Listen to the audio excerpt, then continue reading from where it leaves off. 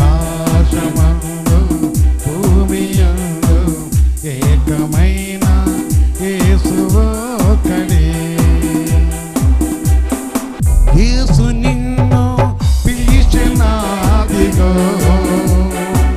పాపి కొరకు రక్షణేసు.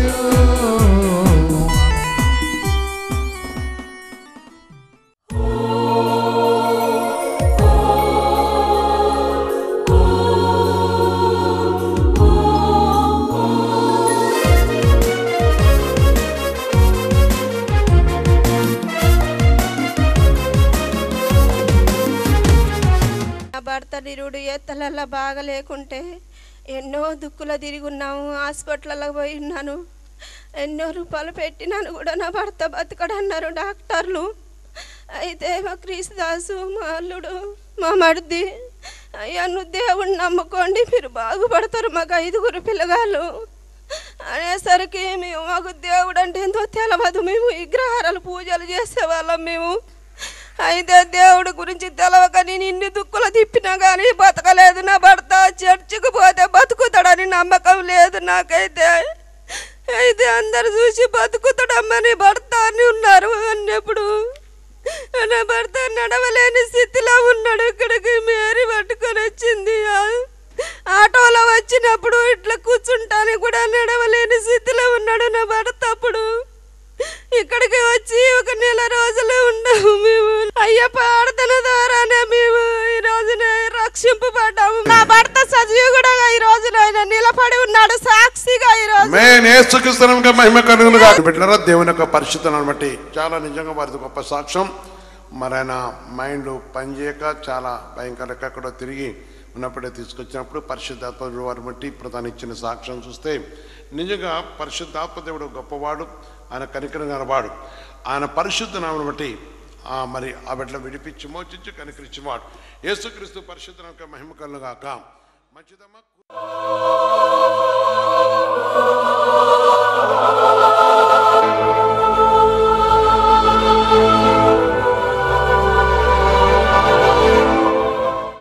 ప్రియమైన సహోదరి సోదర, దేవుని పరిశుద్ధ నామమును బట్టి దేవుడు మన కాపాడి కనికరించి ఈ మంచి దినాన్ని దేవుడు మనకు అనుగ్రహించిన వాడు కనుక ఆయన పరిశుద్ధుడు. తన మాట గొప్పది, తన కనికరం గొప్పది, తన కటాక్షం గొప్పది.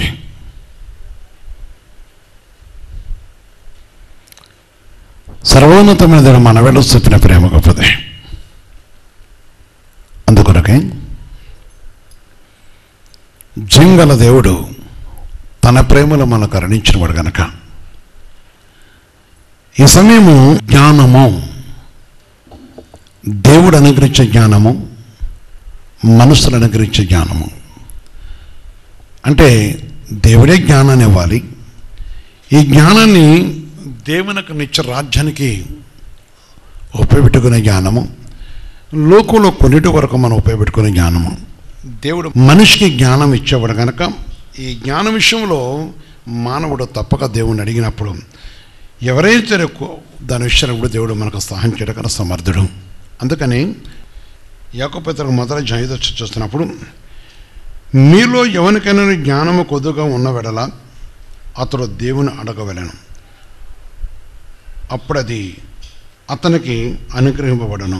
కనుక పరిశుద్ధ దేవుని బట్టి ముఖ్యంగా జ్ఞానము, ఒక మనిషికి జ్ఞానము కొద్దుగా ఉంటే దేవుని అడిగినప్పుడు దేవుడు ఇచ్చేవాడు. ఎందుకంటే జ్ఞాన వివేకములకు ఆధారముగా ఆత్మ, తెలివిని కలిగించే ఆత్మ. దేవుని ఆత్మ మనిషికి జ్ఞానమునిస్తుంది. ఏ మనిషి అయితే జ్ఞానము కలిగి ఉంటాడో, ఏ మనిషి అయితే దేవుని జ్ఞానం కలిగి ఉంటాడో ఆ మనుషుడు ముఖ్యంగా తనకు హాని తెచ్చుకోడు. యేసుక్రీస్తు పరిశుద్ధ మహిమ కలగాక. తనకి హాని కానివ్వడు, తను కాపాడుకోగలుగుతాడు. తనతో పాటు అనేకులను కూడా అవసరమైతే కాపాడగలుగుతాడు. అందుకే ఒక మనిషి జ్ఞానవంతుడైనప్పుడు బుద్ధి జ్ఞానములు సర్వసంపత్తులు ఆయన దగ్గర ఉన్నాయి. బుద్ధియు జ్ఞానమును ఏ మనిషి కలిగి ఉంటాడో ఆ మనుషుడు వెతటి వారికి జ్ఞానోపదేశం చేయగలడు. అంటే మంచి ప్రవర్తన గురించి లేక మంచి నడవని వారికి అనుగ్రహించేవాడు. మంచి నడవను మనం కలిగి ఉండమని నేర్పేవాడు. తన కృపను బట్టి మనం నడిచినతో చూడండి. జ్ఞానం లేని వారి ప్రవర్తన అనేక వారికి హాని, ఎదుటోరికి హానిగా ఉంటుంటుంది. కొందరు మూర్ఖంగా ప్రవర్తించారు విషయం చేసినప్పుడు వారికి హాని, ఎదుట వారి హానిగా ఉంటుంది. కొందరిని బట్టి వారి యొక్క వివేకాన్ని బట్టి అనేక విధాలలో హాని జరుగుతూ ఉంటుంది. కనుక ఇక్కడ దేవుని ఆజ్ఞించరుస్తుంది. జ్ఞానం చాలా ముఖ్యమైనది. అది దేవుని యొక్క జ్ఞానం కావాలి. ఎవరైతే జ్ఞానవంతులైనో వారు దేవుని యందు భయభక్తులు కలిగి ఉంటారని ప్రభువు ఆజ్ఞించరుస్తుంది. యెషయా గ్రంథంలో చూసినప్పుడు మనం చూస్తున్నాం, దేవుని యందు భయభక్తులు కలిగి ఉండుట. వారు దేవుని యొక్క భయమును భక్తి కలిగినవారై ఉంటారు. దేవుని యందు ఎవరైతే భయభక్తులు కలిగి ఉన్నారో దేవుడు వారిని నిత్యము కాపాడేవాడు, కనికరించేవాడు. తన దూతల కావలి ఉంటాని ఆయన దుష్టుని చిడిపించబడుతున్నారు. వారు అపవాదిని చిడిపింపబడుతున్నారు. వారు శత్రువైన అపవాదిని దేవుడు వారి ముందు వారి కాళ్ళ కింద చిత్త దొక్కించేవాడు. ఆలోచించు. అందుకొరకే మనిషి దైవ జ్ఞానం కావాలి. దేవుని ఉద్దేశం మనం నెరవేర్చేవారు ఉండాలి. అందుకే ప్రభు కొరకు మనం కనిపెట్టుకున్నప్పుడు దేవుడు మన నేను చూపుతున్న ప్రేమ. అందుకే ఇక్కడ ఏమన్నాడంటే దేవుని యొక్క పరిశుద్ధన మాట ద్వారా వారు ఏం పొందుతున్నారనే విషయం చెప్తున్నప్పుడు చదువుంటే అక్కడ ఎవరిని గద్దెంపక అందరికీ ఏం చేసేవాడు? ఆయన జ్ఞానమును ఇవ్వటానికి ఆయన ధారాళముగా దయచేసేవాడు. ఆయన కృపతో తన జ్ఞానమును అనుగ్రహించేవాడు. ఇవాళ మనిషి జ్ఞానము దేవుని సృష్టిలో అనేక విషయాలు, అనేక విధానాల్లో వారి యొక్క ప్రయాణము, వారి విషయం చూస్తున్నాం. ప్రజెంట్ మన దేశం కూడా చూస్తున్నాం. కనుక ఆ ప్రభువును బట్టి ఏది ఏమైనా సరే మనుషుడు వెళ్ళవలసిన విషయం కాల్చిన దేవుడు అనుగ్రహించేసాం. అందుకనే ప్రభు నామను బట్టి, ప్రభు వాక్యాన్ని బట్టి, ప్రభు చిత్తాన్ని బట్టి చూస్తున్నప్పుడు దేవుని ఆకులో ప్రసంగలు చూస్తే 2:26 చూస్తే ఒక మాట చెప్తారు. ఏలైనగా దైవ దృష్టికి మంచివాడుగా ఉండేవానికి దేవుడు జ్ఞానమును, తెలివిని, ఆమె ఆనందమును అనుగ్రహించను. యేసుక్రీస్తునికి మహిమ కలుగాక. దైవ దృష్టికి మంచివాడుగా ఉండేవానికి, ఎవరైతే దేవుని దృష్టికి మంచివాడుగా ఉన్నాడో, ఎవరైతే దేవుని దృష్టి యందు యథార్థపరులై ఉన్నారో, ఎవరైతే దేవుని దృష్టి యందు నిరీక్షం ఉన్నారో, ఎవరైతే దేవుని దృష్టిపై ఆధారపడుతున్నారో, అంటే దేవునికి లోపడుతున్నారో, అంటే దేవునికి లోపడేవారు, దేవుని వాక్యానికి లోపడేవారు, దేవుని మాటకి అంటే దేవునికి అంగీకారంగా మంచివాడు అంటే అంగీకరించి ఆయనకి ఇష్టమని చేసిన మంచి ఉంటారు. అందుకని మన ప్రియులైన పిల్లల వలె అనే మాట మనం వింటుంటాం. అంటే దేవునికి ప్రియులైన పిల్లలు ఉండటం. ఒక మంచివాడుగా ఉండాలంటే దేవుని ఉద్దేశం నెరవేర్చేవారు, దేవుని ఆలోచన నెరవేర్చేవారు, దేవుని మార్గంలో నడిచేవారు, దేవుని చిత్తం నెరవేర్చేవారు, దేవుని యొక్క మాట నిరీక్షించేవారు, దేవుని యొక్క నిర్ణయాన్ని నెరవేర్చేవారు. ఆలోచించండి. జీవన దేవుని యొక్క పరిశుద్ధం కన్నాను బట్టి నాడు నేడు ఎగరెత్తుకున్నదండి. సహోదరి సోదర ఆలోచించాలి.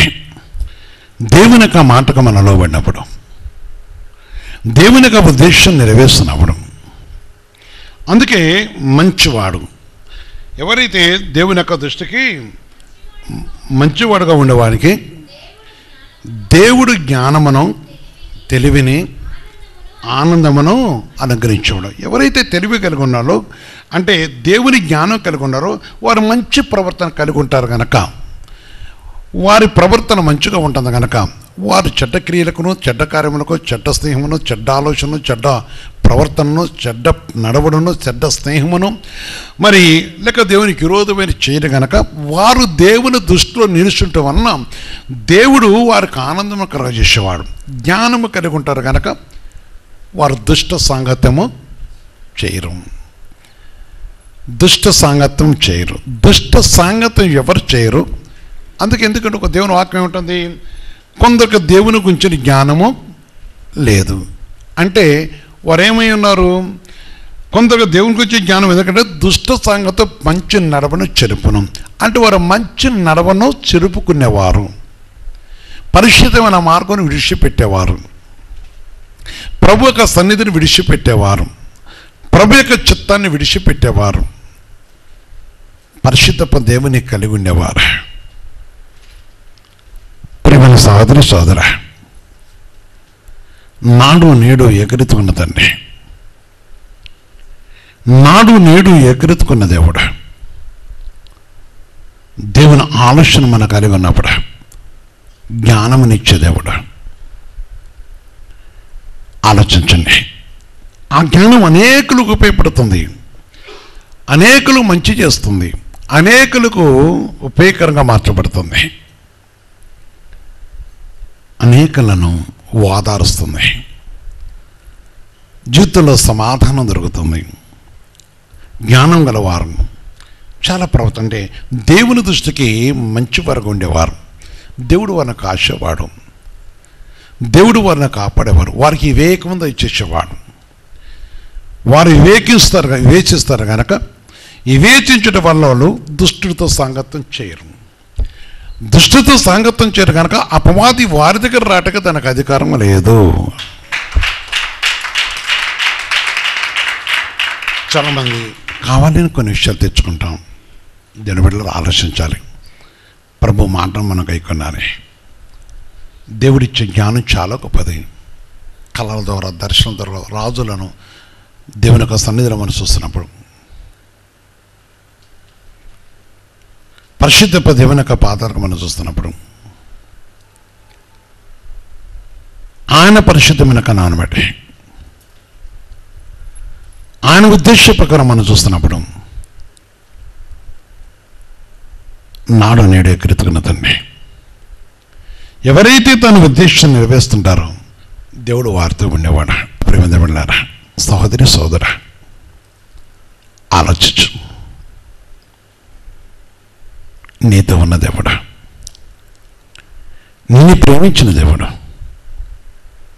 నిన్ను కనికరించిన దేవుడు, నిన్ను బహుగా ప్రేమిస్తున్న తండ్రి, నీ అందుకు కనికరం ఇచ్చిన దేవుడు. తన కృప గొప్పది, తన సన్నిధి గొప్పది.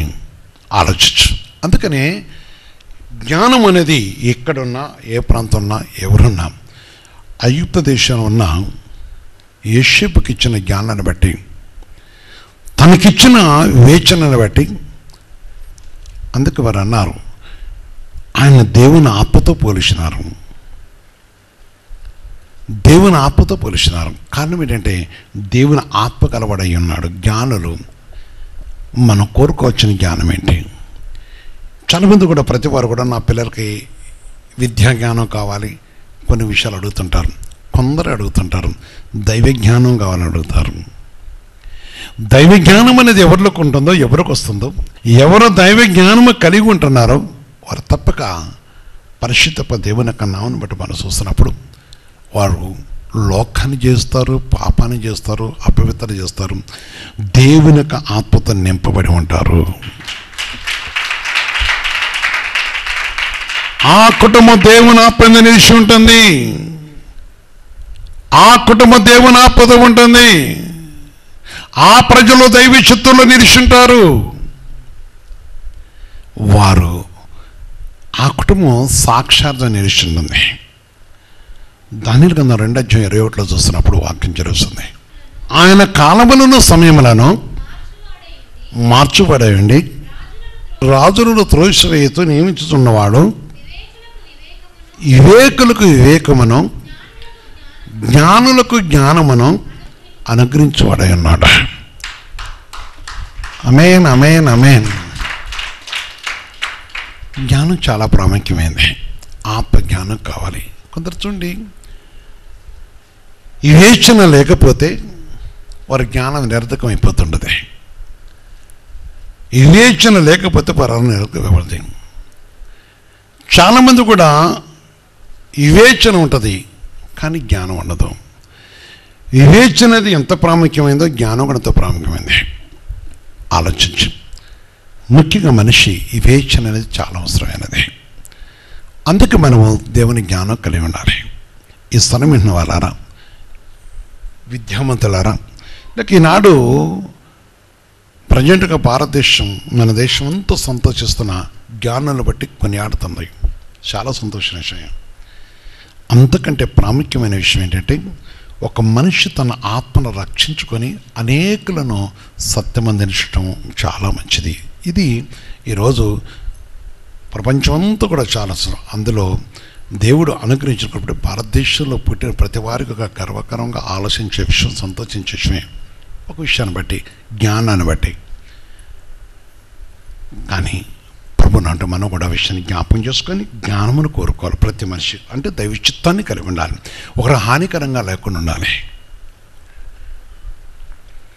ఒక హానికరమైన కాకుండా ఉండాలి. దేవుని యొక్క నిర్ణయ ప్రకారం మన జీవితాన్ని కొనసాగిస్తూ ఉండాలి. అనంతో పరిశుద్ధుడు, అనేక విషయాల్లో మనకు కనుకరించేవాడు. ఆలోచించు. లోకసభ 21:15 చూస్తే ప్రభు ఆజ్ఞాపించాల్సిన చూడండి. ఇక్కడ మీ విరోధులందరూ ఎదురాటకును కాదనటకును వీలు కాని వాకును జ్ఞానమును యేసుక్రీస్తు పరిశుద్ధ మహిమ కలుగాక.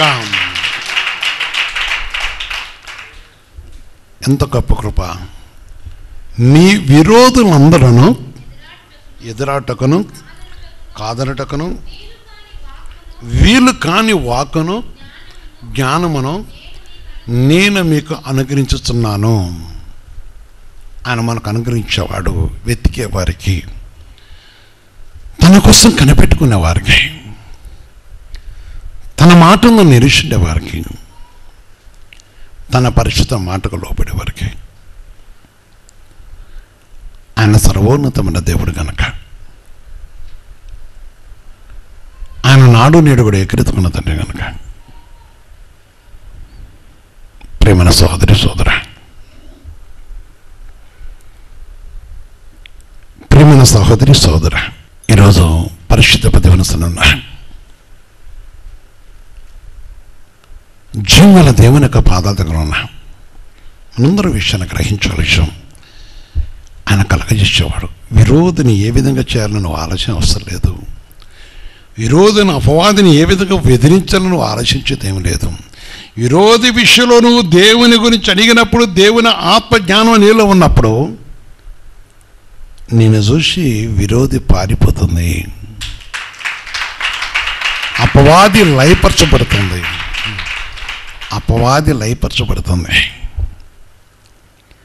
అపవాది ఆయన పరిశుద్ధమైన కన్నా లయపరచబడి దేవుని ఆత్మశక్తి నీతో ఉంటుందని ప్రభు మాట చదివిస్తుంది. ఏబు గ్రంథము 28:12-13. అయితే జ్ఞానం ఎక్కడ దొరుకును, వివేచన దొరుకు స్థలం ఉన్నది, నరులు దాని విలువను వెరుగరు. ప్రాణులున్న దేశంలో ఎక్కడ దొరకదట? ప్రాణులున్న దేశం ఎవరు? మనమే. మీరు ఎక్కడ దొరుకుతుంది? దేవుని దగ్గర నుంచి దొరుకుతుంది. దేవుని. అందుకనే మనుషుడు లోకంలో ఏదో చేసినా తన ప్రాణాన్ని తను రక్షించుకోలేని స్థితి క్రీస్తు నామమున వెరగన వారికి ఉన్న పరిస్థితి. వెరిగిన మనకి రక్షణ అనే గొప్ప వరమును దేవుడు మనకిచ్చాడు. అందుకనే ఆలోచించాలి. వివేచన, జ్ఞానం ఎక్కడ దొరుకుతుంది? మంచిదే, పండితులు ఉన్నారు, చాలా చాలా గొప్ప విషయాలు ఉన్నాయి. మనిషి ఎంత జ్ఞాని అయినా వేదైనా తన ప్రాణం తన కాపాడుకోలేడు. కానీ కాపాటుకు ఈ పరలోక దేవుని యొక్క పరిశుద్ధమైన నామను బట్టి దేవుడు మనకు అనుగ్రహించినవాడు. ఆయన గొప్ప కృపను కలుగజేసినవాడు, తన కటాక్షను కలుగజేసినవాడు, ఆయన దయను కలుగజేసినవాడు. ఆయన సన్నిధి కాంతిని కలగజేసిన వాడు. నాడు నేడు కూడా ఎక్కడెత్తుకున్న దేవుడు. ప్రియమైన సహోదరి సోదర, సర్వోన్నతమైన దేవుని యొక్క నామను బట్టి ఈ విషయాన్ని మనం గ్రహించినప్పుడు జీవన దేవుడు సర్వస్వం. అందుకే 20 కూడా మాట చెప్తారు ఆయన, అట్లయినా జ్ఞానం ఎక్కడి నుంచి వచ్చును? అట్లయినా జ్ఞానం ఎక్కడి నుంచి వచ్చును?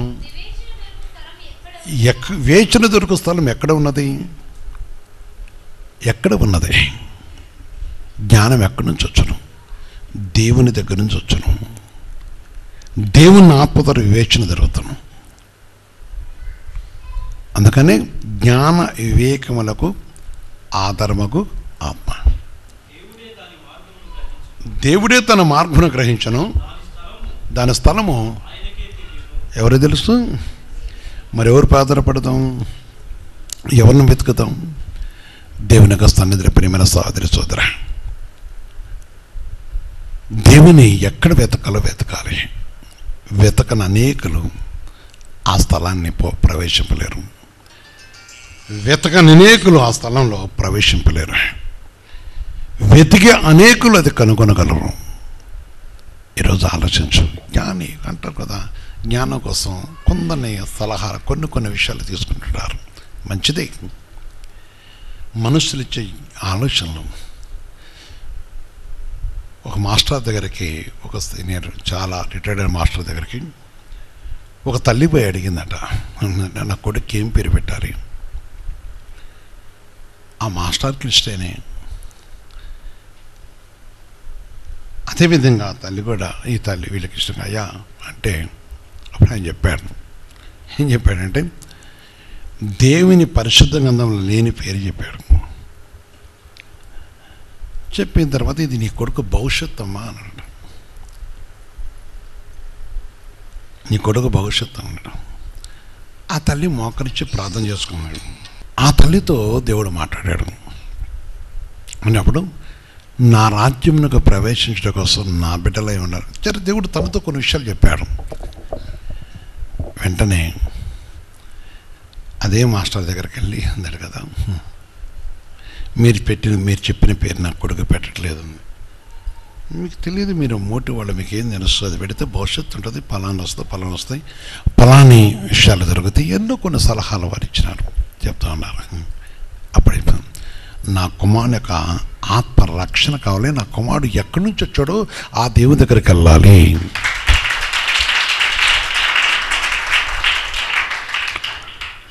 అది నా ముఖ్య ఉద్దేశం. షాక్ తిన్నాడు ఆయన. అవునులేమ్మా, దాని జవాబు చెప్పలేకపోయారు. ఆ విషయం నుంచి జవాబు చెప్పలేకపోయారు. కారణం ఏంటంటే జరిగిన విషయం అలాంటిదే. ఆలోచన తినబడ్డారా? మంచిదే. అలాంటి సలహాలు కాదు, మంచిదే. విద్యా జ్ఞానం చాలా బలమైంది. లోకంలో విద్య చాలా అవసరమైనది. ఇంకా చెప్పాలంటే మనుషులు కొనిషం, కానీ వివేచన జ్ఞానము కావాలి. ఎక్కడ దొరుకుతుంది వివేచన? ఎక్కడ దొరుకుతుంది? దేవుని దగ్గర దొరుకుతుంది అన్నాడు. ఎవరి దగ్గర దొరుకుతుంది? దేవుని యొద్ద దొరుకుతుంది అన్నాడు. అందుకనే యెషయా 11:2 చూస్తే దేవుని వాక్యం వస్తుంది. యెహోవా ఆత్మ జ్ఞాన వివేకములకు ఆధారం ఆత్మ, ఆలోచన బలములకు ఆధారం ఆత్మ, తెలివిని యెహోవా భయభక్తులను ఆమేన్. యేసుక్రీస్తు పరిశుద్ధ మహిమ కలుగాక. ఎవరి మీద నిలుస్తుంది మరి? జ్ఞానం ఎక్కడ దొరుకును, వివేచన ఎక్కడ దొరుకు? మనిషిని వెతుకుతున్నాడు. ఎవరి దగ్గర దొరుకుతుంది? దేవుని ఆత్మ ద్వారా దొరుకుతుంది. దేవుని ఆత్మ ఎక్కడ ఉంటుంది కనుక క్రీస్తు యేసు ద్వారా, క్రీస్తు ఆత్మ మనకు ఆధారంగా ఉండి ప్రభును కలుసుకోవడానికి జ్ఞానం అనిస్తుంది. ఈ జ్ఞానం పొందడం కోసమే జ్ఞానము కొదువైన వేళ ఫస్ట్ మాట ఏంటి? జ్ఞానము కొదువుగా ఉన్న వేళ ఒకడు దేవుణ్ణి అడగవలను. ఎవరిని అడగాలి? దేవుణ్ణి అడగాలి. అడిగినప్పుడు ఈ ఆత్మ అనేది దేవుని దగ్గర నుంచి మనకు వస్తుంది కనుక అందుకనే ఈ ఏబు గ్రంథంలో చాలా ఖచ్చితంగా చెప్తున్నాడు. ప్రభు యొక్క నాన్ని బట్టి, వాక్యాన్ని బట్టి పరిశుద్ధ దేవునితో ఉండే విషయంలో, జీవుల దేవుని యొక్క సన్నిధిలో ఉండే విషయంలో, ఈ సజీవన దేవుని యొక్క మార్గంలో ఉండే విషయంలో మనం ఏ విధంగా ఉండాలి అది అక్కడ చదివిస్తున్నాడు.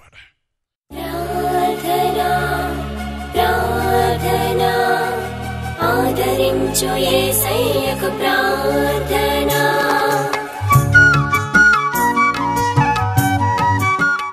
పరిశుద్ధ తండ్రి, సర్వోన్నతమైన దేవ, మీ పవిత్ర పాదాలకు వందనాలు చెల్లిస్తున్నాం. మీరు పరిశుద్ధులు, పరిశుద్ధులు, పరిశుద్ధులు. మీ మహాకృపను బట్టి ప్రభుతండి, నీవు మాకు అనుగ్రహించే జ్ఞానాన్ని బట్టి నిత్య రాజ్యంలో ప్రవేశించటకు మీ కుమారుని ప్రవణేశ్వర ద్వారా మాకు మార్గం చింతపరిచావు. అందుకు వందనాలు. ఈ వేచన జ్ఞానములు దయచేయండి, ఈ వాక్యమైన ప్రతిభటకు దయచేయండి. ఈ వేచింపక అనేకులు లోకమైన పాపంలో పడిపోతున్నారు కదా, వారి కుటుంబాలకు వారు శుక్కు తెచ్చుకుంటున్నారు కదా, వారు నష్టపోతున్నారు కదా, వారి జీవితంలో వారు హాని చేసుకుంటున్నారు కదా. ఎందరో ప్రభుత్వం వారి యొక్క స్టడీ పరంగా నాయన జ్ఞాన వివేచన లేక మోసపోయి వారు స్టడీని విడిచిపెట్టుకునే వారు కొందరు ఉంటే, అదేవిధంగా ప్రభుత్వం వారి యొక్క పరిస్థితులు బట్టి కొందరు మోసపోతున్న జీవితాలు చూస్తున్నాం. ఈరోజు ఒక్కసారి జ్ఞాపకం చేసుకొని నీ కృపను బట్టి ప్రతి కుటుంబాన్ని జ్ఞాపకం చేసుకోండి. తాగుబుద్ధులకు ఉండే కుటుంబాలను నాశనం చేసుకున్న వారు ఉన్నారు. ఎందుకంటే నీ యొక్క వివేకము లేకపోవటం వల్ల వారు దుష్ట సంగతం చేస్తున్నారు కదా. కొందరు వివేచింపక ప్రభుత్వం వారికి వచ్చిన వ్యాధి బాధలు బట్టి నష్టపోయేవారు ఉన్నారు. ఈ సమయపంతని ప్రతి పెట్టి కూడా జ్ఞాపకం చేసుకొని నాయన నీ నా ఉంటే పడితే ఎవరినైనా ఏ వ్యాధి అయినా ఏ చీకటి వ్యక్తి ఏ దుష్ట కార్యములైనను వేలుతూ ఉంటే నీ పరిశుద్ధత మీరే కాల్చి వారుకున్న సర్వ రోగాలను విడిపించండి, మోచించండి. శోధింపబడుతున్న వారు, వేధింపబడుతున్న వారు, అపహాస్యంపడుతున్న వారు వారిని ఒక్కసారి జ్ఞాపకం చేసుకొని మీరే విడిపించండి. పేదవారు, దరిద్ర స్థితిలో ఉన్న వారిని లేవనెత్తండి. ఇంకా నీ కృప దయచేయండి. మా దేశానికి రక్షణ దయచేయండి. సంటి పిల్లల నుంచి గర్భిణీ స్త్రీలు కూడా జ్ఞాపకం చేసుకోండి. సంటి పిల్లలను జ్ఞాపకం చేసుకోండి. ఇంకా దగ్గర ప్రభుత్వం హాస్పిటల్ ఆయుష్లో కుంగిపోతున్నారు ఉన్నారు, వృద్ధులు ఉన్న వారు కూడా జ్ఞాపకం చేసుకోండి. ప్రతి విషయంలో ప్రతి కుటుంబ ప్రభ నీ కుటుంబంగా మార్చబడి నీ నిత్యరాజ్యానికి వారసులు సహాయం చేసి రాజ్యంలో కూలిపోయే సమయం వచ్చినప్పుడు, నీ సర్వొత్తి ఎత్తి పిలిచినప్పుడు యేసయ్యా నీ బిడ్డలందరూ నీతో ఉంటారు కదా, అటు కృప నాకు మాకు దయచేస్తూ మీరే కరుణించి కటాక్షించమని యేసుక్రీస్తు పరిశుద్ధ నామమున ప్రార్థించి వేడుకొస్తున్నాం తండ్రి. ఆమేన్, ఆమేన్.